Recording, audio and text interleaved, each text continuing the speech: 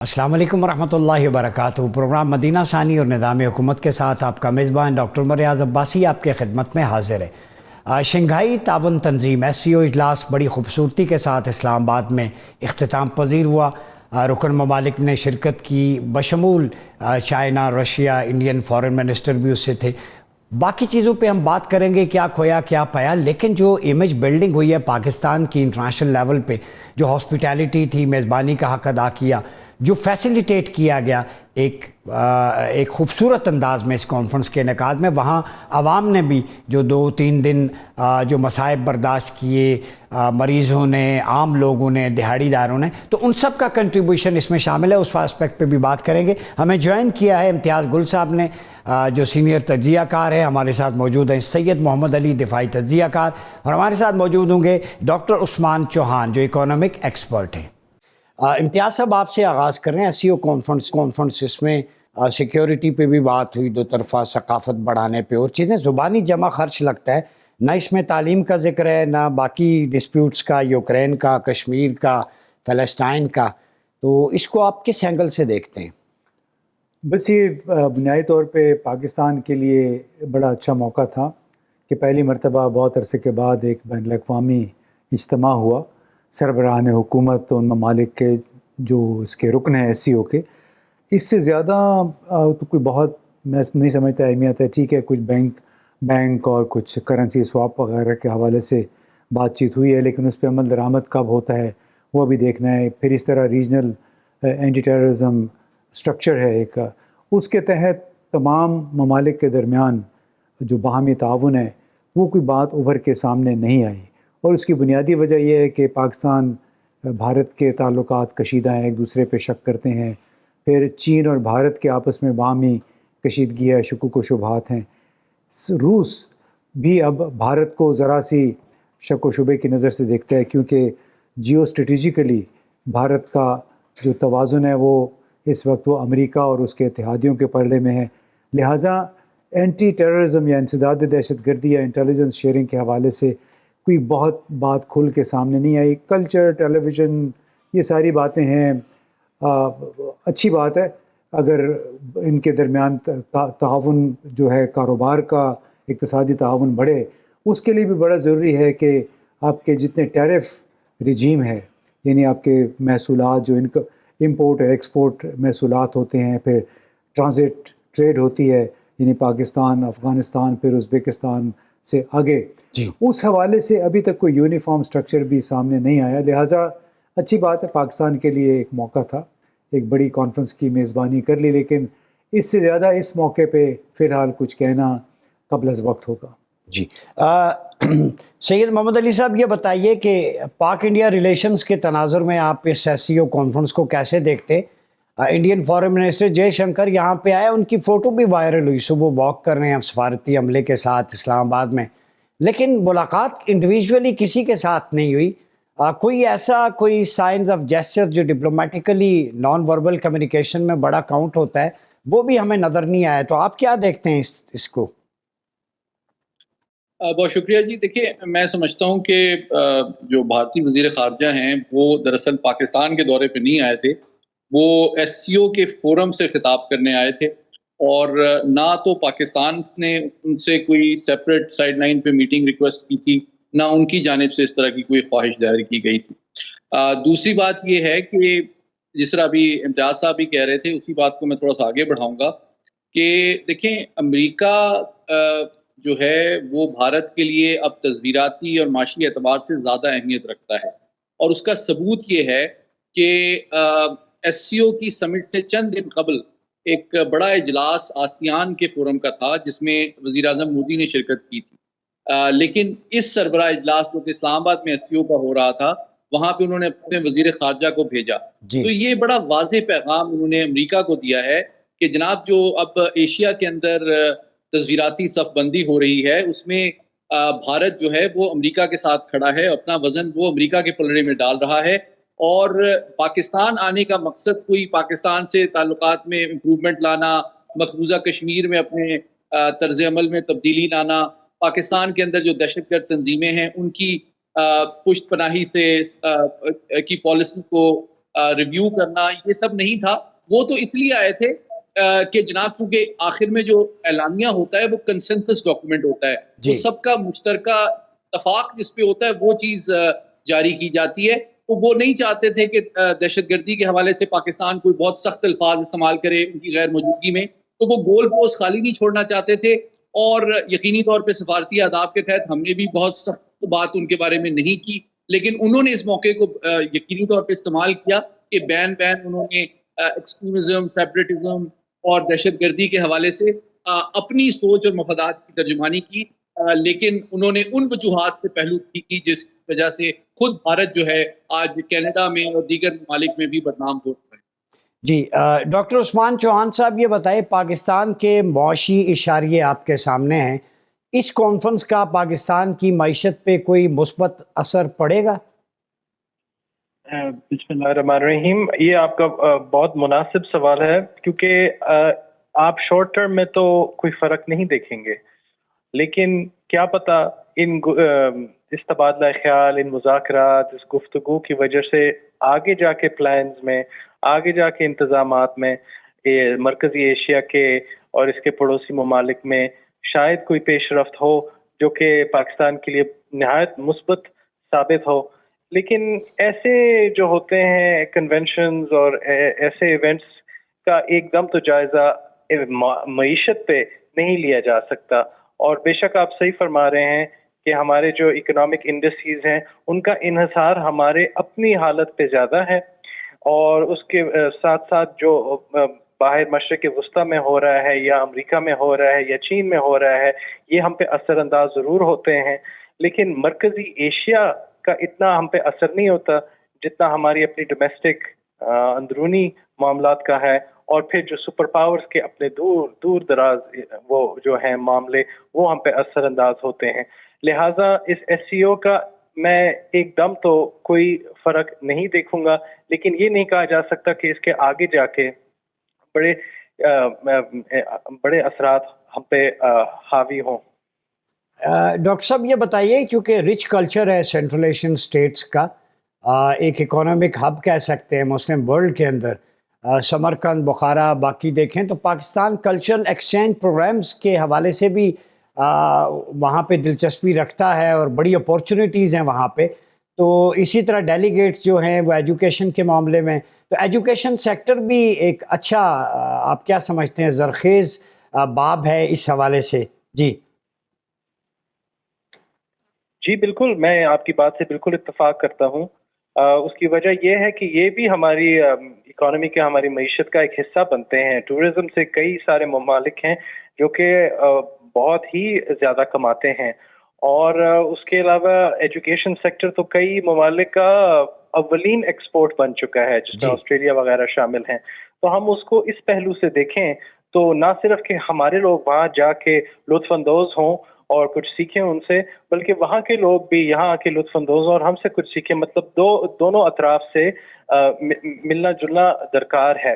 اس کے علاوہ میں سمجھتا ہوں کہ ہمارے اپنے تھوڑے سے ذاتی تعصبات ہوتے ہیں, کیونکہ ہمارے جو اشرفیہ ہیں ان کا زیادہ دھیان ہوتا ہے امریکہ یا یورپ کا چکر لگانے کا. حالانکہ جو آپ نے کلچرل رچنس کی بات کی, یہاں ثقافتی اتنی چیزیں ہیں جنوبی ایشیا میں بھی اور مرکزی ایشیا میں, تو ہم اس کا کیوں نہ فائدہ اٹھائیں ایک اقتصادی لحاظ سے, اور ویسے ہی اپنے مطلب ذہن کھولنے کے لیے, اپنی تاریخ کو ذرا دوبارہ سے غور سے دیکھنے کے لیے. یہ بالکل آپ درست فرما رہے ہیں. جی امتیاز گل صاحب یہ بتائیے, اسی چیز کو میں آگے لے کے چلوں گا. ڈائیورسٹی ہے, پاکستان بھی ایک ڈائیورس کنٹری ہے, آئیڈیالوجی کے اعتبار سے بھی, کلچر کے اعتبار سے بھی, سویلائزیشن کے.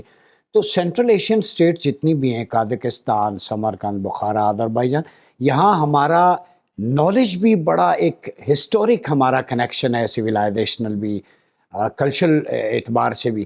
تو ہم کیوں نہیں پاکستان ان کے ساتھ مل کے, کوئی ایسی بات اس میں ہوئی ہے کہ ہم آپس میں کلچرل ایکسچینج پروگرام پہ فوکس کریں؟ جیسے ایجوکیشن ہے وہ بھی اکانومی کو اسٹرینتھن کرنے کا باعث بنتا ہے, اب دنیا اس طرف جا رہی ہے. یا پھر آن لائن جو ہے وہ ہم انٹرپرینیورشپ, بہت سارے مواقع ہیں, تو کیوں یوٹیلائز نہیں کر سکتے ان چیزوں کو؟ اس کانفرنس میں تو ان چیزوں پہ بات ہی نہیں ہوئی, نہ کلچر پہ نہ ایجوکیشن پہ. دیکھیے ہمارے ہاں سب سے پہلی بات ہوئی, کلچر کو سمجھا جاتا ہے ناچ گانا. تو یہاں پہ اگر اس قسم کے باہر کے طائفے آنا شروع کر دیں، جی جی آتے بھی رہے ہیں ماضی میں، لیکن ہمیں معلوم ہے کہ کبھی جماعت اور کبھی کون سی وہ اٹھ کھڑے ہوتے ہیں کہ یہاں فحاشی، بلکہ بڑے بڑے کچھ صحافی بھی ہیں جی وہ بھی ایک دم فحاشی کے زمرے میں چیزوں کو لانا شروع کر دیتے ہیں۔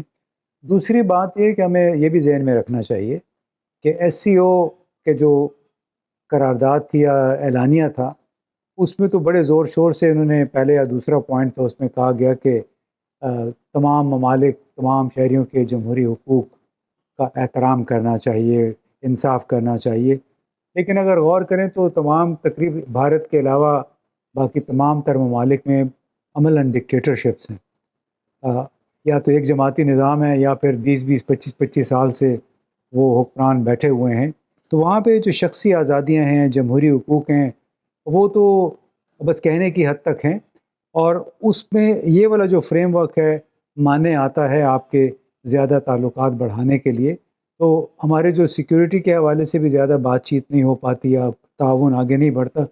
اس کی بنیادی وجہ بھی یہی ہے کہ چاہے روس ہے، چین میں آپ کو پتہ ہے ایک جماعتی جی نظام ہے، ان کے پورا ان کا اپنا ایک ایکو سسٹم ہے، اس سے باہر وہ سوچنا نہیں چاہتے ہیں، سوچتے بھی ہیں تو پھر اس میں رکاوٹیں بہت ہیں، تو ایسی بنیادی طور پہ نظام کی رکاوٹیں ہیں۔ پاکستان کا نظام یا ایران مثال کے طور پہ آپ کو، وہ بھی ایک ڈکٹیٹرشپ ہے، وہاں پہ باہر سے آپ جا کے بہت کم یہ جو کلچرل کی آپ بات کرتے ہیں، اس نوعیت کے جو دو طرفہ یا سے طرفہ ایکسچینجز ہیں، ممکن تو ہے، ناممکن کچھ بھی نہیں ہے، لیکن ان کی راہ میں ہمارے پھر نظام آ جاتے ہیں، ٹھیک چاہے پاکستان کا نظام ہے جو کہ اس وقت بڑی اکھاڑ پچھاڑ کا شکار ہے، چاہے ایران ہے، بھارت خود سب سے بڑی جمہوریت ہے، لیکن وہاں پہ آپ نے دیکھا ہے کہ گزشتہ 8-10 برسوں سے جو کچھ غیر ہندو اقلیتوں کے ساتھ اور خاص طور پہ مسلمانوں کے ساتھ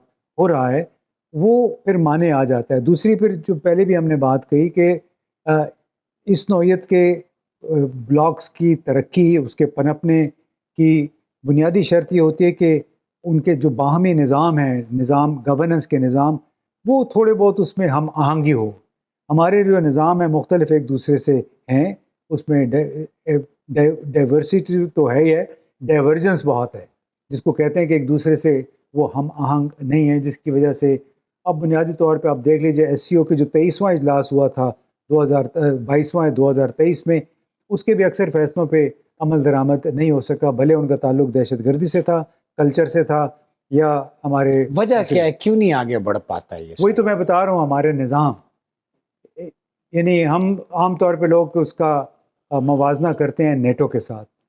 نیٹو ایک ایسا الائنس ہے جس میں پیسے دینے والے بہت ہیں، امریکہ سر فہرست ہے، جرمنی ہے، برطانیہ ہے، وہ تمام ممالک پیسے بھی دیتے ہیں، پھر ان کی ایک نظریاتی تو ہم نیٹو آہنگی کے ہے۔ پیرالل یہ ممالک شنگھائی یہ نہیں بنا سکتے اس میں پیسے دینے والا کوئی نہیں ہے، چائنا، نہ رشیا ہے۔ رشیا پیسے نہیں دیتا، چین جو ہے وہ بڑے پھونک پھونک کے صرف ٹھیک ہے آپ کو امداد وہ دے سکتے ہیں، انویسٹمنٹ وہ کر لیتے ہیں، قرضے دے دیتے ہیں، لیکن اس نوعیت کے جو بڑے پیسے چاہیے ہوتے ہیں آپ کو رایہ ماہ اشرافیہ کے اندر رایہ ماہ ہموار کرنے کے لیے، کسی نظام کے اندر سرایت کرنے کے لیے، وہ پیسے خرچ کرنے پہ ان میں سے کوئی بھی ملک آمادہ نہیں ہے، جس کی وجہ سے ایس سی او ایک الائنس ہے، اچھی بات ہے، برکس کی طرح، کوارڈ کی طرح، لیکن جی ان جیسا یہ مؤثر ابھی تک وہ ٹائم لگے گا، ثابت نہیں ہو سکا۔ جی ناظرین، گفتگو کا سلسلہ جاری ہے، وقت ہوا چاہتا ہے ایک چھوٹے سے بریک کا، ملتے ہیں بریک کے بعد۔ ویلکم بیک ناظرین، پروگرام میں ایک دفعہ پھر آپ کا خیر مقدم ہے۔ بات ہو رہی ہے ایس سی او اجلاس پہ۔ پاکستان نے تو میزبانی کا حق ادا کیا، اس پہ تو سارے پینلسٹ متفق ہوں گے، اور جس طرح کی ہاسپیٹیلٹی ہے سب نے سراہا اس کو، جو ہم نے پیسفلی کروایا، اور اس میں کسی قسم کا کوئی ناخوشگوار واقعہ پیش نہیں آیا۔ پاکستان کی لیڈرشپ نے، تمام سٹیک ہولڈرز، پبلک نے، سب کا کنٹریبیوشن ہے، ساتھ دیا اور اپنے ملک کا امیج بہتر کیا۔ سید محمد علی صاحب یہ بتائیں کہ اس حوالے سے پاکستان کا امیج تو ٹھیک ہے کہ کانفرنس کی میزبانی کی، تمام اداروں نے، سب نے سپورٹ کیا، لا انفورسمنٹ ایجنسی سے لے کے جتنے ادارے تھے، لیکن سوال یہ ہے کہ اس کا مستقبل پہ کیا اثرات ہوں گے؟ جیسے امتیاز گل صاحب سے بھی میں نے عرض کیا کہ بھارتی وزیر اعظم کا نہ ہونا اور وزیر خارجہ کا آنا، اور اس میں بھی انہوں نے کوئی ایسی کنکریٹ بات نہیں کی جس سے کو برف پگھل سکے, معاملات آگے کی طرف بڑھ سکیں, کیونکہ نیبرز تو نہیں بدلے جا سکتے. انڈیا پاکستان جب تک ریزالو نہیں کرتے ایشوز کو, تو یہ شنگھائی تعاون ہو, کوئی بھی اجلاس ہو, تو کیسے معاملات آگے بڑھیں گے؟ دیکھیں, میں اس حوالے سے تھوڑی سی ایک مختلف رائے رکھتا ہوں. میں یہ بتانا چاہتا ہوں کہ دیکھیں, بنیادی طور پہ ایس سی او جو ہے یہ 4 خطوں کو آپس میں منسلک کرنے والی تنظیم ہے. جی سب سے پہلے شمال مشرقی ایشیا, جس میں منگولیا اور چین شامل ہیں, جی پھر وسطی ایشیا کے ممالک ہیں, اور پھر مشرقی یورپ کے ممالک ہیں, بیلاروس اور رشیا, اور چوتھی سطح پہ جنوبی ایشیا. ٹھیک. اور یہ بھی آپ جانتے ہیں کہ جنوبی ایشیا آخر میں لیٹر سٹیجز میں ایس سی او کا رکن بنا ہے. جی تو جب پاکستان اور بھارت ایس سی او میں ممبرشپ کے خواہاں تھے, تو میں یہ بتانا چاہتا ہوں چین اور روس دونوں میں یہ احتمال پایا جاتا تھا کہ یہ پاکستان انڈیا اپنے جو باہمی مسائل ہیں یہ لے کے ہر فورم پہ آ جاتے ہیں, اس کی وجہ سے وہ ترقی نہیں کرتے. ٹھیک. تو میں اس کو ذرا واضح کرنا چاہتا ہوں کہ جو ایس سی او کا فورم ہے وہ اس طرح کے جو بائلیٹرل معاملات ہیں اس کے لیے نہیں ہے. اور دوسری بات, جو سفارتی آداب بھی ہیں اور جو نارمز ہیں, اس کے تحت پاکستان نے ان معاملات پہ بات کی. آپ نے وزیر اعظم کا ایک بڑا کنسٹرکٹیو پازیٹیو خطاب بھی سنا کہ ان معاملات پہ بات کی جائے جو ہم تمام ممالک کے مشترکہ مفادات سے ان کا تعلق ہے, اور وہ ایریاز آف کنورجنسز ہیں. انہوں نے ایریاز آف ڈائیورجنسز پہ بات نہیں کی, تاکہ آپ گریجولی ان ممالک کے درمیان کنیکٹیوٹی, تجارت, روابط جو ہے وہ بڑھائیں. اور آہستہ آہستہ یہ ایک طویل المیعاد پروسیس ہے. اس کے تحت تجارت, کلچرل ایکسچینجز, ایجوکیشن, اور ایک دوسرے کو بہتر انداز میں آپ سمجھ سکیں. ابھی آپ امتیاز صاحب سے پوچھ رہے تھے دفاعی تعاون کا, تو یہ بالکل صحیح کہہ رہے تھے امتیاز صاحب کہ دیکھیں نیٹو جو ہے اس کی 3 چیزیں مختلف ہیں. جی. نیٹو کا تمام ممالک کا جو سیاسی نظام ہے وہ ایک ہی ہے. نمبر 2, ان کا کلچر بھی تقریباً ملتا جلتا ہے, مغربی تہذیب کے وہ بے شک پروردہ بھی ہیں, اس کو پروموٹ بھی کرنا چاہتے ہیں. تیسری بات یہ کہ مذہب کی بھی ہم آہنگی پائی جاتی ہے, زیادہ تر کرسچن نیشنز ہیں. چوتھی بات یہ کہ وہ سارے مشترکہ دشمن سمجھتے ہیں سوویت یونین یا اب روس کو, اور اس کے خلاف یہ اتحاد بنایا گیا تھا. جب آپ ایس سی او کی بات کرتے ہیں تو آپ کے areas of convergence security domain میں بہت کم ہیں. ہاں, دہشت گردی, منشیات کے معاملات جو ہے ایسے ہیں جن پہ بات ہوتی رہی ہے, جن پہ ایکسرسائزز ہوتی رہی ہیں, لیکن یہ اتنے بڑے معاملات نہیں ہیں کہ اس کے اوپر ایک گلوبل الائنس بچ جائے. ٹھیک. ہاں ٹھیک ہو گیا. میں آتا ہوں آپ کی طرف. ڈاکٹر عثمان صاحب یہ بتائیں, اکانومی کو لے کر یہ کانفرنس تو ہو گئی, آپ کیا سمجھتے ہیں کہ اس کے فالو اپ میں جانے کے لیے کیا کرنا چاہیے؟ اب بات چیت تو ہو گئی, لیکن آگے جو ہے مستقبل میں معاشی جو ایک تعلق ہے, ایک معاشی استواری ہے, بالخصوص مشرقی وسطیٰ کے ممالک جو ہیں, سینٹرل ایشیا کے ان کے ساتھ, تو آپ کیا سمجھتے ہیں کہ کوئی ہے ہمارے پاس روم, کوئی ان چیزوں کو فالو اپ کو لے کے آگے چلیں؟ جی, یہ فالو اپ کا جو سوال ہے یہ ہمارے لیے خواہش کی بات نہیں, اب یہ تو ہمارے لیے درکار ہے, کیونکہ ہم نے اب سوچ سمجھ کے اس معیشت کو دوبارہ سے کھڑا کرنا ہے. یہ حالات جو ہیں ابھی جو ہیں ان کو ان میں بہتری لانی جو ہے اس کی اشد ضرورت ہے. مرکزی ایشیا کے ساتھ کنیکٹیوٹی, ان کے ساتھ روابط و تعاون جو ہے وہ لازمی ہے ہمارے لیے, اور یہ ایک موضوع تھا جس کو بہت زیادہ وزن دیا گیا اس ایونٹ میں, اس سمٹ میں. تو کنیکٹیوٹی تو اولین ترجیح رکھتا ہے. اس کے بعد کئی اور موضوعات تھے جن پر تھوڑی سی روشنی ڈالی گئی, لیکن اس حد تک ان کو مفصل نہیں کیا گیا کہ ہم سمجھ سکیں اس کے اصل معنی کیا ہو سکتے ہیں یا اس کی تشکیل جو ہے بالآخر کیا ہوگی. اس میں آپ کا ایس سی او بینک شامل ہوتا ہے, تو کیا ایس سی او بینک ہمارے اس علاقے کے دیگر ملٹی لیٹرل بینکس کی طرح وہی شکل اختیار کرے گا جس میں AIIB شامل ہیں یا برکس بینک شامل ہیں؟ کیا یہ ان کی طرح ہو گیا؟ کیا یہ ان سے کوئی فرق چیز ہوگی؟ یہ ایک سوال ابھی مطلب رہتا ہے. اور اس کے علاوہ ایک اور سوال رہتا ہے وہ اس پہ کہ جب کہا گیا کہ ایک ایس سی او کرنسی یا ملٹیپل کرنسیز چلنی چاہیے, تو اس کی کیا تفصیلات ہیں؟ کیونکہ ایسا تو نہیں ہو سکتا کہ پاکستان اور بھارت ایک ہی کرنسی اپنائیں اور اپنے روپیوں کو چھوڑ دیں. اگر ایسا ہوا تو پھر اس کو شائع کرنے کا فیصلہ کون کرے گا؟ اس کی مقدار، اس کی قیمت، یہ ساری چیزیں کیسے چلیں گی؟ تو ایس سی او بینک اور ایس سی او کرنسی ایسی باتیں ہیں جن پر تفصیل ابھی بھی درکار ہے، لیکن جہاں تک بات ہوتی ہے ویسے تجارت کی، روابط کی، کنیکٹیوٹی کی، یہ تو ہمارے لیے اب ایک سخت ضرورت ہے، کیونکہ ہم نے اب دیکھنا ہے کہ پاکستان کی اکانومی کا انحصار کن چیزوں پہ اور اس کو مزید بہتر کس طرح کیا جا سکتا ہے۔ جی امتیاز گل صاحب یہ بتائیے، سربراہان مملکت تو اس میں نہیں تھے، ہیڈ آف اسٹیٹس، ٹھیک ہے، چیف ایگزیکٹوز تھے، فارن منسٹر، تو کیا اس میں ڈیسیجنز میں، فیصلوں میں، امپلیمنٹیشن میں کوئی فرق پڑتا ہے کہ جب ایک کانفرنس میں کوئی ہیڈ آف اسٹیٹ جائے تو اس کا کیا امپیکٹ ہے، گورنمنٹ کا نمائندہ جائے تو کیا امپیکٹ ہے؟ دیکھیں جی، سربراہان مملکت کی ایس سی او کانفرنس استانہ میں 4-5 نومبر کو ہو گئی تھی قزاقستان کے دارالحکومت میں، اور یہ تھی سربراہان حکومت کی جی، کانفرنس۔ تو اس میں فرق کیا ہے، دونوں میں کیا ڈفرنس ہے؟ دونوں میں ظاہر ہے کسی ملک میں صدر حاوی ہے، کسی ملک میں وزیر اعظم حاوی ہے، اور اس کی وجہ سے البتہ جو بنیادی پالیسی ہے اس میں تو کوئی فرق نہیں ہوتا۔ توقع یہ کی جا رہی تھی کہ جو کچھ سربراہان مملکت استانہ کانفرنس میں خاص طور پہ سیکیورٹی، انسداد دہشت گردی کے حوالے سے جس شدومت کے ساتھ وہاں پہ افغانستان کا ذکر کیا گیا، اس کا اعادہ کیا جائے گا اعلانیہ اسلام آباد اعلانیہ میں، وہ نہیں ہوا۔ اس سے یہ ظاہر ہوتا ہے کہ یہ لوگ متنازع امور کو چھیڑنا نہیں چاہتے تھے۔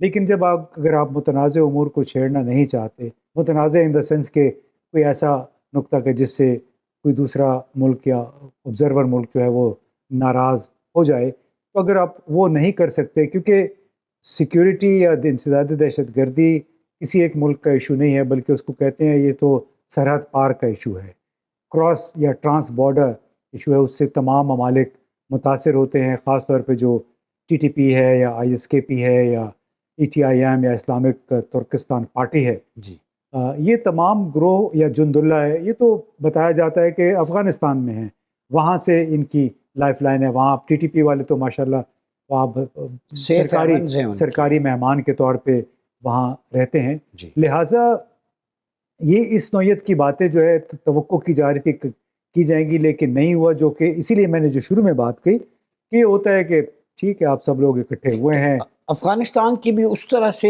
سیریس پارٹیسپیشن ہمیں نظر نہیں آئی، اس کو تو بلایا نہیں گیا تھا نا، کیونکہ اس حکومت کو مانا نہیں جاتا، لہٰذا کسی سرکاری پلیٹ فارم پہ، اس نوعیت کے پلیٹ فارم میں جہاں تمام ممالک موجود ہوں، وہ بلایا جانا شاید مناسب نہ ہوتا، کیونکہ یہ سمجھتے ہیں کہ جو ملک اگر تسلیم نہیں کیا گیا، نہ اقوام متحدہ نے اس کو تسلیم کیا، نہ امریکہ نے تسلیم کیا، تو اس کو بلانا شاید مناسب بیک ڈور تو ان کے رابطے ہیں۔ دیکھیں وہ دو مختلف چیزیں ہیں نا، بیک ڈور وہ الگ چیز ہے، یہ تو کھلی کانفرنس ہے۔ تو کیا آپ سمجھتے ہیں کہ ریجن میں ایک بہت بڑا خطہ جو آگ میں جھونک رہا ہے، جس میں ہیومن رائٹس ابیوزز ہیں، جہاں سے ٹیررزم ایکسپورٹ ہو رہا ہے دوسرے ملکوں کو، اس کو ایسے ہی خالی چھوڑ دینا اور پھر بات کرنا سیکیورٹی کی، ریجنل اسٹیبلٹی کی؟ نہیں، وہ تو میں نے اب سے پہلے بھی کہا کہ یہ تو تمام تر خطہ زیادہ تر ایسی ہے کہ جہاں پہ جمہوری حقوق کی بات کرنا بس ایسی ہے، ٹھیک ہے، کہنے میں کیا حرج ہے، لیکن خود آپ دیکھ لیں، انڈیا کو دیکھ لیں، پاکستان کو دیکھ لیں، صورتحال کوئی آپ ویسے کچھ دبے لفظوں میں آپ کی مسکراہٹ بتا رہی ہے، جمہوری حقوق کی بات کرتے کچھ کہنا چاہتے ہیں؟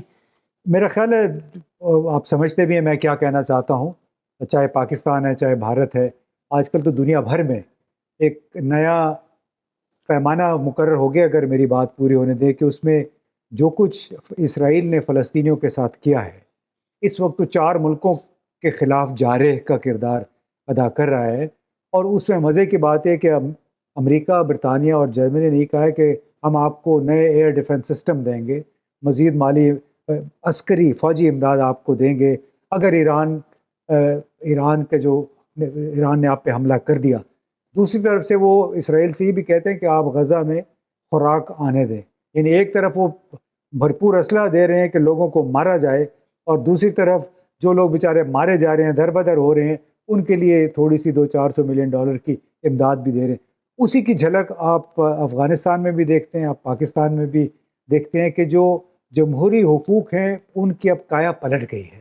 پاکستان میں اقوام متحدہ کے جو universal declaration of human rights تھی وہ کافی اس کی چیر پھاڑ ہو گئی ہے. جی ناظرین، گفتگو کا سلسلہ جاری ہے. یہ وقت چاہتا ہے ایک چھوٹے سے بریک کا. ملتے ہیں بریک کے بعد. ویلکم بیک ناظرین. پروگرام مدینہ ثانی اور نظام حکومت میں ایک دفعہ پھر آپ کا خیر مقدم ہے. گفتگو کا سلسلہ جاری ہے شنگھائی تعاون تنظیم. اب ہم سم اپ کریں گے کہ ہم فیوچرسٹک جو اپروچ ہے اس کو لے کے کیسے آگے بڑھیں. سید محمد علی صاحب، یہ بتائیے گا کہ نیٹو پہ بھی بات ہو گئی، شنگھائی تعاون تنظیم پہ بھی. آپ کیا سمجھتے ہیں کہ خطے کے معاشی، اقتصادی، سیاسی، دفاعی چیلنجز سے نمٹنے کے لیے شنگھائی تعاون تنظیم کا پلیٹ فارم ہی کافی ہے؟ دیکھیں، اس وقت جو ورلڈ آرڈر یا عالمی نظام ہے اس میں کافی تبدیلیاں آ رہی ہیں، اور میں سمجھتا ہوں دنیا کی جو بڑی طاقتیں ہیں وہ تو یقینی طور پہ ان کے درمیان ایک مخاصمت میں اضافہ ہوا ہے، چین، روس اور امریکہ کے درمیان. لیکن جو مڈل پاورز ہیں یا ریجنل پاورز ہیں اور ترقی پذیر دنیا ہے، میں سمجھتا ہوں کہ وہ ان کی اپروچ ایک ہیجنگ اسٹریٹجی کی ہے کہ they are keeping their options open. اور مجھے بھی جو اتفاق ہوا بہت سے ایشیائی ممالک میں جانے اور ان سے بات کرنے کا، تو میں نے دیکھا کہ وہاں بھی یہ بحث جاری ہے کہ چین، روس اور امریکہ میں کس کا انتخاب کیا جائے. لیکن زیادہ تر ممالک جو ہیں ان کی اپروچ یہی رہی ہے کہ بائیلیٹرل سطح پہ جو ہے مفادات کو آگے بڑھایا جائے اور ایک ہارڈ کور، ایک ریجڈ الائنس کا حصہ نہ بنا جائے. بھارت کو بھی آپ دیکھیے تو بھارت بھی جو ہے امریکہ کا یوں سمجھیں کہ پیوٹ ہے انڈو پیسفک اسٹریٹجی کا، لیکن وہ برکس میں بھی ایک بہت اہم رول پلے کر رہا ہے، ایس سی او میں بھی ہے. تو مکمل طور پہ، بلکہ یوکرین کی وار میں انہوں نے کھل کے امریکہ کی سپورٹ اس طرح سے نہیں کی ہے. اس سے یہ ثابت ہوتا ہے کہ دنیا کی تمام زیادہ تر جو بڑے ممالک ہیں، خصوصاً جو ترقی پذیر ہیں، وہ اب سمجھتے ہیں کہ ایک بڑی طاقت کے ساتھ کھڑے ہونے کے نتیجے میں ایک تو ان کے اوپر دباؤ بھی بہت زیادہ آتا ہے، اور دوسرا یہ ہے کہ وہ تمام تر اپنے معاشی، سماجی اور دفاعی ضروریات اور مسائل ایک بڑی پاور ان کی پوری نہیں کر پاتی. آخری بات یہ، چین کو آپ دیکھیں، چین آپ کے ملک میں سب سے بڑا انفراسٹرکچر کو ڈیولپ کر رہا ہے اور انویسٹ کر رہا ہے. لیکن یہ بھی ایک حقیقت ہے ڈاکٹر صاحب کہ پاکستان کی سب سے بڑی جو تجارتی منڈی ہے وہ مغربی یورپ اور شمالی امریکہ ہے.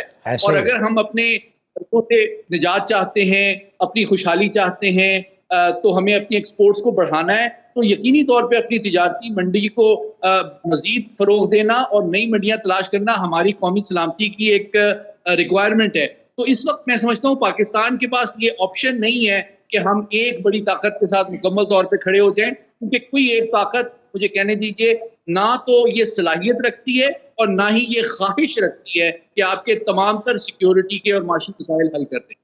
جی بالکل صحیح ہے. ڈاکٹر عثمان چوہان صاحب یہ بتائیں، سید محمد علی صاحب بھی نئی منڈیوں کی بات کریں. اگر معاشی طور پہ نئی منڈیوں کی تلاش ہو، نئے اکنامک ایونیوز جو ہیں وہ ہم ٹریس کریں، تو کیا شنگھائی تعاون تنظیم کے فالو اپ میں کوئی ایسی نئی اپورچونیٹیز ہیں، لینڈ آف اپورچونیٹیز، جس پہ ہم جا کے پاکستان کی بھی معیشت بہتر اور خطے میں معاشی استحکام آ سکے؟ جی بالکل، میں اپنے عزیز سید محمد علی صاحب سے بالکل اتفاق کرتا ہوں کہ نئی منڈیوں کی تلاش میں ہمیں گامزن ہونا پڑے گا. لیکن ہم اس کو در حقیقت نئی منڈیاں نہیں کہہ سکتے، کیونکہ ہمارا مرکزی ایشیا سے تعلق جو ہے بے شک کہ ہزاروں سال سے ہے، لیکن ابھی بھی جو ہے جب سے یو ایس ایس آر ختم ہوا ہے تو 30 سال سے یہ ہمارے پاس مواقع تھے، اور ہم نے شروع میں تو کوشش کی داخل ہونے کی، لیکن پھر ہماری جو بزنس کمیونٹی ہے اور باقیوں نے اس میں زیادہ دلچسپی نہیں دکھائی. اور اس میں وہی اشرفیوں کی بات آتی ہے کہ چونکہ ان کا دھیان امریکہ اور یورپ کی طرف ہے، تو پھر اور ایکسپورٹس بھی اسی طرف جاتے ہیں، تو چونکہ ان کا دھیان وہاں پہ ہے تو یہ مرکزی ایشیا اور ایسی نئی منڈیوں کی طرف وہ مناسب توجہ نہیں دی گئی. اور ایس سی او میں بے شک مرکزی ایشیا بہت اہم ہے، لیکن چین بھی ہے، اور اب نئے ممالک بھی آ رہے ہیں، منگولیا وغیرہ. اور اس سے باہر بھی ہم اگر گلوبل ساؤتھ میں یعنی ترقی پذیر ممالک کو دیکھیں تو افریقہ، جنوبی امریکہ یعنی لیٹن امریکہ کی طرف بھی دھیان جو ہے وہ ضروری ہے. اور اسی طرح ہم دیکھیں گے کہ ہماری جو بزنس کمیونٹی ہے، ٹریڈرز وغیرہ اور سارے اکنامک فورسز، یہ بیک وقت اگر ان ساری جگہوں کو غور سے دیکھیں اور یہاں پہ اپنی ایک جگہ ڈھونڈ لیں تو یہ ہمارے لیے بہت مفید ثابت ہوگا انشاءاللہ۔ اچھا یہ بتائیں، کل میری کچھ یونیورسٹی کے ڈیلیگیٹس تھے، پروفیسرز، ان کے ساتھ ملاقات ہوئی تو وہ کہہ رہے تھے ایک پروگرام میں بات کریں جی artificial intelligence, machine learning, entrepreneurship.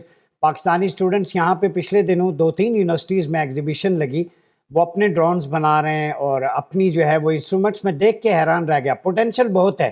تو کہہ رہے تھے کہ سینٹرل ایشیا میں میرے خیال میں ہمارے لیے بڑی سپیس ہے، تو کیا پاکستانی جو نوجوان ہیں، جو سکل ہے ہمارے پاس، اور اس کو اس طرف لے جایا جا سکتا ہے؟ پاسبلٹیز ہے؟ بالکل لے جا سکتا ہے جی، اور یہ بہت ضروری ہوگا۔ آپ دیکھیں کہ آپ کی جو نوجوان نسل ہے اس میں کتنا جوش ہے اور تخلیق ہے اور جذبہ ہے، اور یہ خود بخود چیزیں کر رہے ہیں۔ بے شک یہ نظام ان کے ساتھ نہ کھڑا ہو، ہر اس نئے شعبے میں یہ دخل انداز ہو رہے ہیں ایک مثبت طریقے سے، جس میں کہ کرپٹو کرنسی، آئی او ٹی یعنی انٹرنیٹ آف تھنگز، یہ ساری ٹیکنالوجیز کا شمار ہے۔ اور بے شک کہ اگر ہم ان کی مدد نہ بھی کریں تو وہ کسی نہ کسی طرح اپنی جگہ خود ہی ڈھونڈ لیں گے، اتنا جذبہ ہے ان میں۔ لیکن کیا مرکزی ایشیا اور ایسے ترقی پذیر علاقے دنیا کے یہ ان کی توجہ ہوگی؟ شاید نہیں، اور اس لیے جو ہے ایس سی او جیسے فورمز جو ہیں یہ بہت ضروری ہیں تاکہ ہماری بھی نظر تھوڑی سی اپنے ہی گریبان میں جھانکنے کی ہو اور ہم ادھر ادھر دیکھیں اپنے علاقے میں کہ کیا مواقع ہیں۔ تو ینگسٹرز کو میں یہی ہدایت دوں گا کہ یہ اپنے ایشیائی ممالک کو نہ بھولیں۔ اگر یہ نئی ٹیکنالوجیز چین اور امریکہ سے آ رہی ہیں تو اس کے علاوہ اور بھی بہت ممالک ہیں جہاں پہ اور بھی بہت سارے مواقع ہیں۔ جی امتیاز گل صاحب یہ بتائیے گا، پاکستانی یوتھ بہت پوٹینشیل ہے۔ این ایل پی کے میں پرسوں ایک ینگسٹر تھی، میرے خیال میں 20-22 سال میں انہوں نے نیورو لرننگ لنگوسٹک پروگرام پہ انہوں نے امریکن انسٹیٹیوٹ سرٹیفائڈ ڈپلوما کیا، اسی طرح بزنس مینجمنٹ میں، لیڈرشپ میں۔ تو کل ڈیلیگیٹس یونیورسٹی کے ملے، وہ کہتے ہیں ہمارا، آپ کہتے ہیں ڈگری ہوتی ہے، ہم اسکلفل بھی بناتے ہیں لیکن اپورچونیٹیز نہیں ہیں۔ تو شنگھائی تعاون تنظیم کا جو اجلاس ہے، ممالک آپس میں یہ ایکسچینج پروگرام کیوں نہیں کرتے کہ یہاں کی جو ہیومن ریسورس ہے وہ ادھر جا کے سرو کرے، انڈیا کے پاکستان میں، پاکستان انڈیا کے ساتھ پازیٹیو شیئرنگ کیوں نہیں کرنی آئی ٹی میں، دیگر اداروں میں، بس ڈسپیوٹ میں ہی رہنا ہے؟ جی بس دیکھیے، ٹیلنٹ پاکستان کے پاس بہت ہے۔ پہلی تو شرط یہ کہ ہمیں یہاں سے ٹیلنٹ بھیجنا چاہیے، مذہبی مبلغ نہیں بھیجنے چاہیے، جو کہ آج سے 30 سال پہلے ہوا تھا، جس کی وجہ سے سینٹرل ایشین ممالک نے پاکستانیوں کو ویزے دینے بند کر دیے تھے۔ دوسری بات یہ ہے کہ کاروبار اس وقت پنپتا ہے جب آمد و رفت پہ پابندیاں کم سے کم ہوں۔ آپ مجھے روس کا ویزا لے کے دکھا دیں، آپ مجھے سینٹرل ایشیا کے کسی ملک کا سوائے آذربائیجان کے ویزا لے کے دکھا دیں، آپ چین کا جب تک آپ کے پاس کوئی پراپر ریفرنس نہیں ہے، کسی کمپنی کی دعوت نامہ نہیں ہے، آپ وہ ویزا لے کے مجھے دکھا دیں۔ تو کاروبار پنپتا ہے آزاد فضا میں جب سرحدوں پہ آمد و رفت آسانی سے ہو۔ دوسری بات، ہم بار بار ایس سی او کر رہے ہیں، بار بار دوسرے ملکوں کی طرف دیکھ رہے ہیں، خود پاکستان کے اندر ہم آج بھی 19ویں صدی کے ایک مائنڈ سیٹ کے ساتھ رہ رہے ہیں۔ مجھے آپ یہ بتائیے، ہم بڑے بڑے نعرہ بازی کرتے ہیں، ایس سی او کانفرنس ہم نے کر لی، بڑی اچھی بات ہے۔ یہ جو 3 دن تک اسلام آباد کا جو 11 کلومیٹر کا علاقہ ہے، F11 سے G11 سے لے کے F5 تک، G5 تک، تمام علاقے کو بند رکھنا صرف ایک ایسے ایونٹ کے لیے جو کہ ہو رہا ہے صرف 500-600 میٹر ریڈیس میں، پبلک کی بات کر رہے ہیں آپ؟ نہیں، تو میں یہ پوچھ رہا ہوں کہ آیا یہ ایسا ملک ترقی کر سکتا ہے کہ جس کی پالیسیوں کا محور عوام نہ ہوں؟ اب یہ 3 دن کے دوران یہ جو نقصانات ہوئے ہیں ان تمام 8-9 کلومیٹر کے علاقے میں لوگوں کے، چاہے پنڈی میں تھے چاہے اسلام آباد میں تھے، کیا وہ نقصان جس میں دیہڑی دار مزدور زیادہ متاثر ہوا ہے، کمیشن پہ کام کرنے والے لوگ زیادہ متاثر ہوئے، اس کا نقصان کیا یہ حکومت پورے کرے گی؟ اور اگر آپ نے اسی طرح کانفرنس سے منعقد کروانی ہے تو پھر یہ ملک کہیں ترقی نہیں کر سکتا ہے۔ آپ کو 19ویں صدی کے بجائے 21ویں صدی کے جو گورننس ماڈل ہیں، زیادہ سمارٹ سیکیورٹی آپ کو اختیار کرنی بجائے اس کے کہ ایونٹ ایک کونے میں ہو رہا ہے اس کی خاطر آپ نے پورے اسلام آباد بند کر دیا۔ بہت شکریہ امتیاز گل صاحب، سید محمد علی صاحب، ڈاکٹر عثمان چوہان صاحب۔ ناظرین، گفتگو آپ نے سنی۔ پاکستان کو خود اپنے اندر جمہوری آئینی حقوق کی بحالی اور آئین پر عمل درآمد کرنا چاہیے، عوام کے حقوق کا بھی خیال رکھنا چاہیے۔ امتیاز گل صاحب کے اس نوٹ پہ کہ جب آپ کانفرنس کر رہے ہیں تو عام آدمی کو، مریض کو، دہاڑی دار کو جو نقصان ہوتا ہے، تجارتی سرگرمیوں پہ، اقتصادیات پہ بات ہوتی ہے، 3 دن تو کاروبار تجارت اسلام آباد میں شہر اقتدار میں بند رہا ہے، تو اس پہ بھی سوچنا ہوگا کہ ہم دنیا کو کیا دکھانا چاہ رہے ہیں۔ پہلے اپنے ملک میں قیام امن کے لیے کوشش کریں کہ بیریکیڈز نہ لگانے پڑیں۔ پھر ایس سی او بینک پہ، کرنسی پہ بھی بات ہوئی، نئے ایوینیوز تلاش کرنے پہ بات ہوئی۔ اس کانفرنس کا فالو اپ کیا تھا وہ آپ جان سکتے ہیں، آپ بہتر بتا سکتے ہیں، لیکن اتنا ضرور ہے کہ پاکستان نے ایک خوبصورت میزبانی کا حق ادا کیا جسے دنیا نے سراہا۔ بہت عرصے بعد ایک اچھا پازیٹیو امیج دنیا کے سامنے آیا۔ اپنا بہت خیال رکھیے گا۔ اپنے میزبان ڈاکٹر مریاض عباسی کو اجازت دیجیے۔ اللہ حافظ۔